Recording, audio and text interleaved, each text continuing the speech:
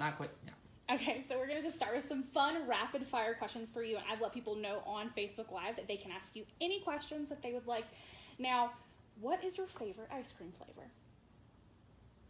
Chocolate. Chocolate ice cream. No, actually, probably pear. Pear? Where do you get pear ice cream at? It's sorbet. I like pear sorbet. Pear sorbet.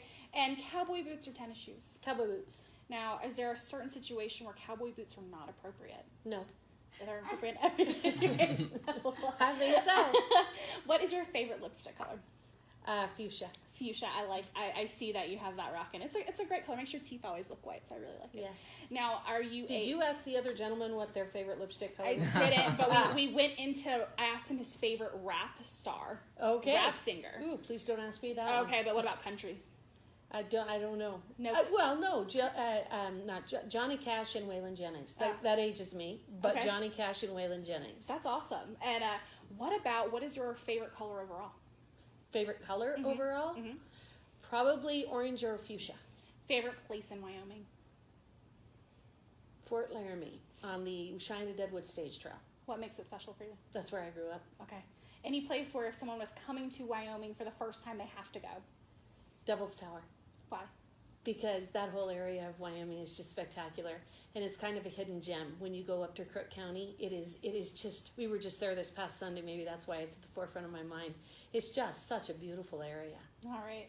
So let's go ahead. Do we have a couple of people on with us We got right now? about 12, and Chance says hello. Hello. All right, so we're going to go ahead and get started asking some questions. Now, people are really, especially in the Casper area, are really into how we're going to fund education. Yes. We see it happening here. We had, in Deterrent County, we had two or three schools close. We're seeing schools go from 5-day weeks to 4-day weeks because funding is just not getting there. How do you feel about education funding, and how do you plan to fix it here in the state? Well, I think that we have to look at the entire overall budget of the state of Wyoming and not just focus on education, because that is only one component. We have our Department of Health as our largest agency, and as far as state funding, the Department of Education is number 2. Department of Transportation is in there, but we do get quite a few federal funds. Right now, we spend about $17,500 per student in the state of Wyoming, and about 50% of that is on average, is administration and overhead. I believe very, very, very strongly in funding education well, and I come from a long line of educators, but I want to focus on the classroom and on the teachers. And so I think that we really need to look at our priorities. We need to look at what we need in terms of our schools.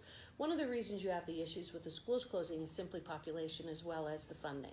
So, and they're related to each other, no question. So it is a matter of prioritizing how we're going to spend that money. One of the things that in talking to educators is that we are not necessarily pursuing a developmentally appropriate curriculum, especially in the lower grades, like in kindergarten, first, second, third grade. And so what is happening is that we're now requiring of our little kindergartners what we used to do in first and second grade. We're creating a lot of anxiety in our kids. These are kindergarten teachers that are talking to me across the state about this. But then what happens is we have to bring in interventionists and specialists and consultants and all kinds of things to then address the situation we're creating by the anxiety by not pursuing a developmentally appropriate curriculum. So we need to get back to that. Another thing that happens with our education programming is that our school districts will buy a new program. And it may be a new math program for 4th grade, or it may be a new English program for 6th grade. And we implement that program for a period of time, and these programs can be hundreds of thousands of dollars. And then we move on to the next one before the first one was fully implemented. Mm-hmm. So what we need to do is we need to make sure that the programs that we are purchasing, number one, are well vetted and that they are really robust programs, but we also need to be implementing them and not moving on to the next thing as quickly as we do. Finally, what I would say is we need to get the regulatory agencies out of our business. Washington, D.C. dictates a lot of what goes on in education. We have a lot of educators that are having to do a lot more paperwork now and a lot more of the administrative side of things than they used to do. We need to get the federal government out of education, return the power and control to the states, as well as the curriculum. And we believe in that, but it's still that heavy hand of the Federal Department of Education that's dictating some of what we do. I think we can do a better job with the money that we have. I just think that, again, we need to prioritize. We need to focus on that classroom and the students themselves. Is that something that you plan to work on immediately if Absolutely. elected? Absolutely. I think it's very, very important. And having the educators across the state who have reached out to me, it is very important to our teachers as well. As one teacher put it so eloquently, let me shut my door and teach. I can do this. I know how to do this. Stop intervening and trying to tell me what to do. She didn't mean it badly, but she was saying, I am a well-trained teacher. I know how to do this. There is so many obstacles anymore of just educating our students, and I don't think that that's a good business model to follow. Now, I think oftentimes we have people, they'll come in and they'll talk to all these people and they'll speak with teachers and they'll do these things. Is this something that you plan to continue to do throughout your time if you're elected governor? Well, mine has truly been a grassroots campaign, and we are now over 32,000 miles in 6 months. I have driven from one end of this state to the other. I take out notebooks. I have been filling notebooks with information, ideas, advice, guidance, suggestions, questions, theories, everything you can think of. I have met with people from addictionologists to address our drug abuse issues, to folks interested in criminal justice reform, to people, the Contractors Association, the Petroleum Association of Wyoming. We have toured coal mines. We have toured the trona industry. We have met with agency heads and staff, and we have met with our community colleges. We've met with folks from all over the state, and it has given me a wealth of information about the issues that we have, as well as some of the incredible things that are going on in this state. The CTEC programs, the career and technical education programs that we're instituting in this state are really, really, really exciting to me. I absolutely am going to continue to work with these folks. That's why I've been putting together a transition team of people in all of the various industry groups and professionals, and again, state employees, educators, so that we can continue to address the issues that are of concern to the citizens of Wyoming. Now, my other question is, school safety is a big thing with parents. You know, we see these horrible accidents happening all over the nation. How do you feel about arming our teachers? It's something that parents are really considering and thinking about here, and we saw it just happen in Cody now that they're starting to train their teachers to be armed. How do you feel about it? Well, one thing is, I don't refer to them as accidents. I refer to them as killings. Okay. And we have some killers that have gone into the schools around the nation, and we need to identify them for what they are. They are really, really, really evil human beings, and we need to address that. One of the things that I want to do is reach out to retired military, retired police officers, just because I think that they would want to help, go into every school in the state and do a security assessment. And I know some of them have been doing that, and they've done a good job. Let's take it one step up. Let's make sure that we are bringing in the professionals to look at every single school that we have in the state of Wyoming and making sure that it's as secure as possible. As far as arming the teachers, I like what you said a moment ago, which is about the training programs. I think that we need to have a robust training program for the teachers who are going to want to do that or who volunteer to do that. Absolutely, that needs to be on a volunteer basis from the standpoint of the teachers if they are going to be armed. In Cody, it was for a couple of reasons. One of them is the school security, but in one school district you probably saw it's because of grizzly bears and the threat of grizzly bears. So again, what we have is a circumstance being visited upon our small communities in Wyoming because of bad federal policies, including the fact that they won't take the grizzly bear off the endangered species list, and we have a huge population of grizzly bears, and it's creating some real safety issues for people, separate and aside from the killers who walk into schools. We have some of those kinds of challenges in our rural areas, especially in northwestern Wyoming. So a security assessment is, I think, incredibly important. Something else really important to you, I mean, you have represented, you've talked a lot about water. Yes. And keeping our water good, and also coal. Yes. I wanted to ask you about comments that you made in Cheyenne. You talked to two of the other, you made headlines for calling some of the people you're competing against for this position out. Yes. About their feelings with clean energy and such. Tell me a little bit about why you did that and what's your stance on it all? Well, this was at the debate last week, and part of what it is that I have a record in history. And if you go and you Google me, you can find articles that I wrote 15 years ago. You can look at who Harriet Eggeman is. You can look at my record. You can look at my history. You can look at my client base. You can look at what I have done as an attorney, especially over the last 20 years, because that's where more information is available on the website, or on websites and on the internet and things like that. And so I have a record of what I've done, and I have fought for irrigation districts. I have fought for landowners. I have fought for our oil and gas industry. I have fought for gravel producers. I have a long history of pushing back against federal overreach. I have traveled the United States over the last 10 years talking to people about the impact of over federal regulation and what it does to us. It kills jobs. It kills industries. It kills our businesses. It makes it harder to educate our young. Federal overreach is a real serious problem in the state of Wyoming. One of the agencies that I fought against is the EPA. Another one is the BLM. My opponents haven't done that. My opponents do not have my record. They do not have my history. Yet if you listen to their commercials, it's though they're trying to step into the shoes of Harriet Hageman. And I don't think that's right. They have a different history. They have a different type of industry. They have done different things in their lives. But what they've been doing is essentially trying to make it seem like we're all the same, and we're not. They have a different history, and their history is not in protecting those industries. So when we were at the debate last week and we were given an opportunity to do our closing statements, I felt that it was important. When you have the two gentlemen talking about how they'll fight the EPA, they haven't. That isn't what they do. Don't claim to be something you're not. And so what I said was that while I was fighting the wolves, Mark Gordon was funding an organization to bring wolves into Wyoming. That is a fact. While I have been fighting to protect Wyoming water, he was working with the Sierra Club, who in the late 1990s was pushing to drain Lake Powell. Do you realize what draining Lake Powell would do to Wyoming and western Wyoming and our water rights under the Colorado River Compact? It would have been devastating.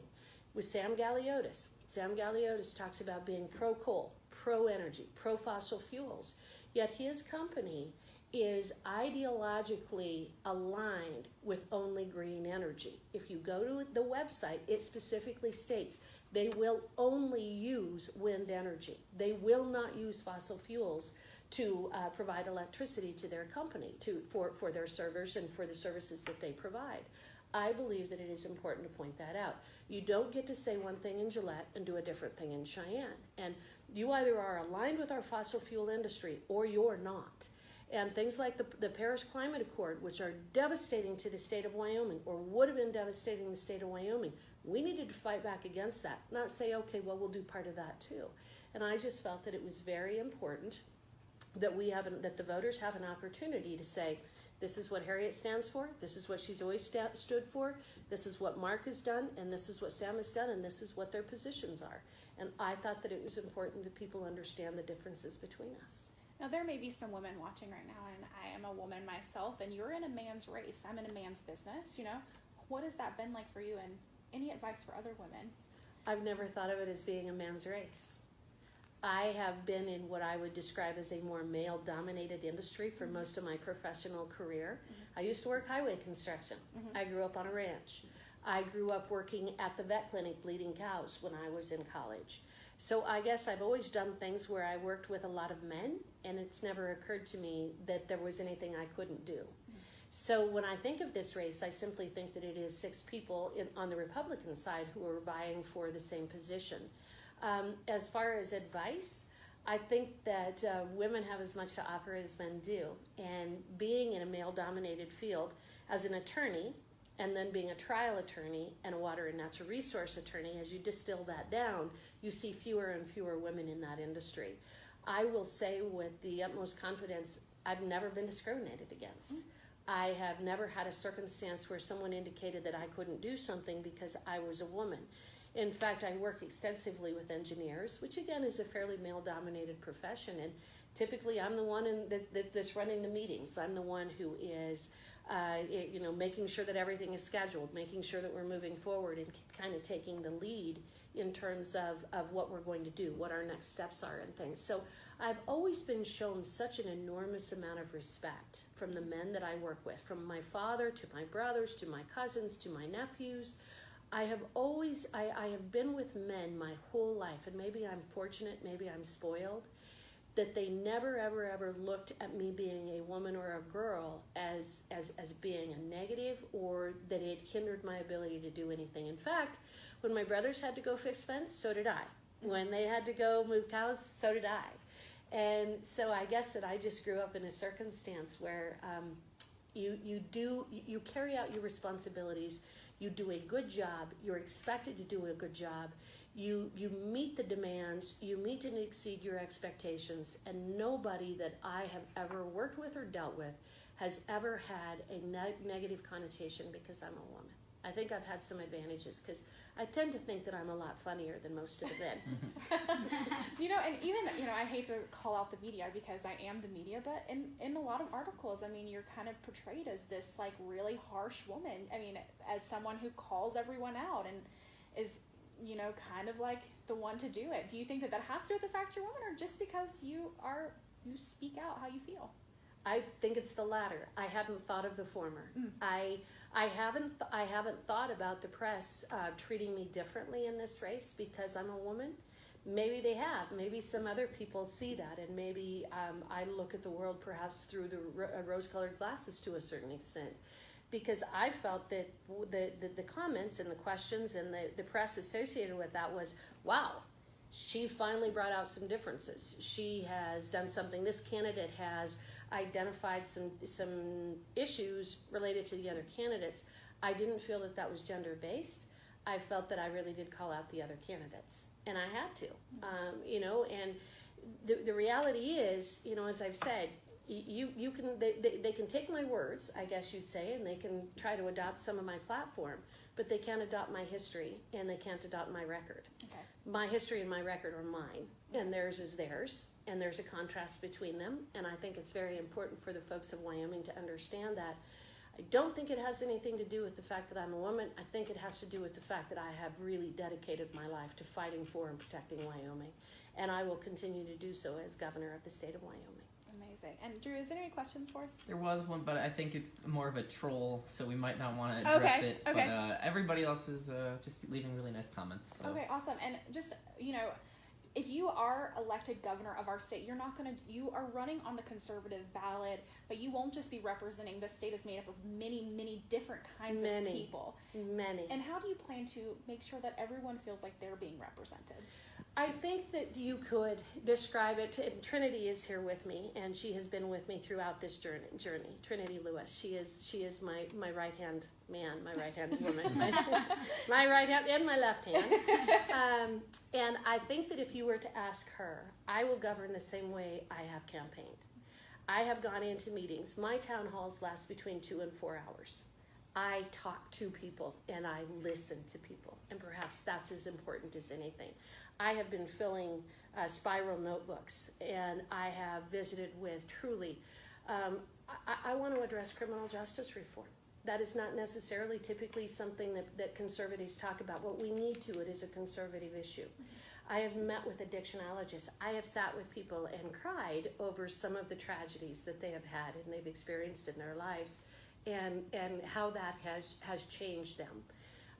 So that is the way that I intend to govern. We have a broad spectrum of people in Wyoming. I will be representing all of them. And there are a lot of challenges. There's a lot of exciting things happening in this state, but I want to represent everybody.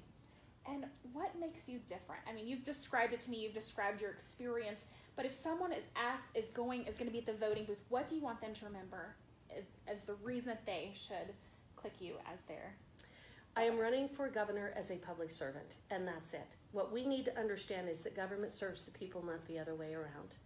And I am running to be governor of all of the state of Wyoming. I am running to provide a public service of governing this state well, transparently, with effectiveness, accountability. I want to be one of the most business and family friendly governor in the United States. I believe that I am called, if you will, in some ways to do this because I believe that there are some challenges that Wyoming is facing and that we have faced. I see an incredibly bright future if we're willing to all kind of work together to move forward from where we are right now.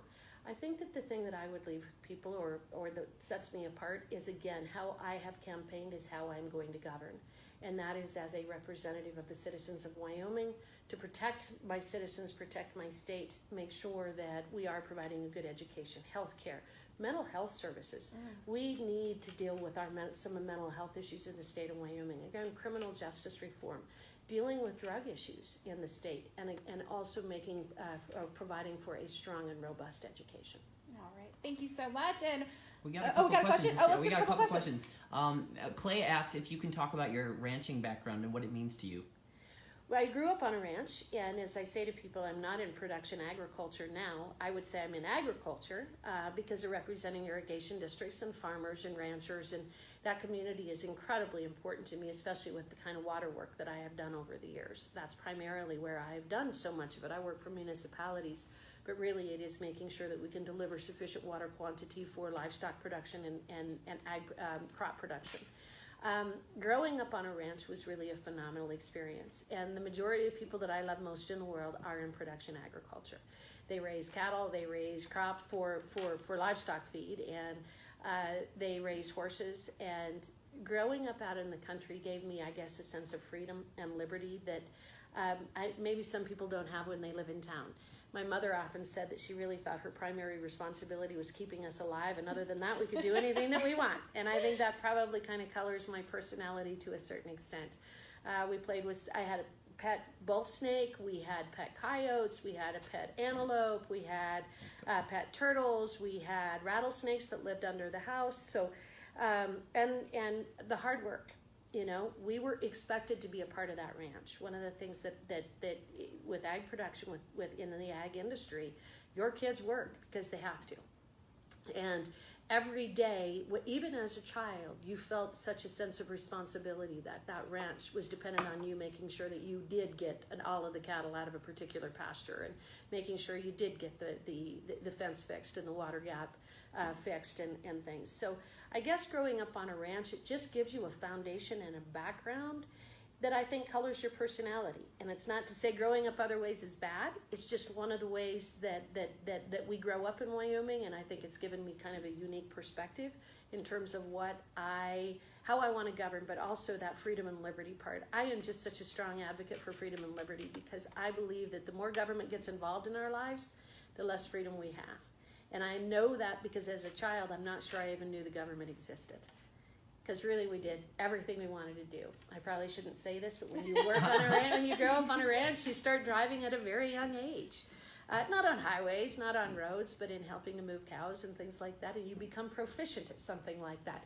You just have a lot more freedom, but you also have a lot more responsibility in some ways. Mm-hmm. And then Shandy's asking, can you touch back up again on what you're planning to do with school budgets in town? She wants Wyoming schools to thrive, and she's curious about what your plans are for that. I absolutely agree with that, but again, I think what it comes down to is prioritizing. And our budget is so complicated in the state of Wyoming that it's not even rated. And in fact, this year the legislature has finally put together a committee to see if they can find a way to simplify our budget. We are number 1 in terms of the size of government in the United States per capita, and we're number 50 in transparency. And I believe that one of the ways we can make sure that we're funding those necessary services, such as education, is we've got to disentangle that budget, get under the hood, start finding out where all that money is going, and then prioritize that spending. And so again, education is something that we need to prioritize spending on. We need to find the money. We need to make sure that our fiscal house is in order so that we can fund education. And the other side is, I always say that when a government does things that it shouldn't be doing, it becomes incapable of doing things that it should. Education is something the government should do. I believe in our public school system. I also believe in homeschooling, and I believe in charter schools, and I believe in alternative types of education programs as well. But in funding our education, a lot of it comes down to prioritizing and make sure that we're not spending so much money on our consultants and interventionists and things like that when we can focus on the classroom. Gotcha. Now, if you want to, as soon as we post this, Shandy, she touched on this for a long time at the beginning of this segment, so just rewind it back and she'll explain it all in great detail. Any more questions, Drew? I think we're good. All right, well, thank you so much for joining us today. This was so wonderful. This was fun. Thanks so much. Okay, we'll see you guys soon.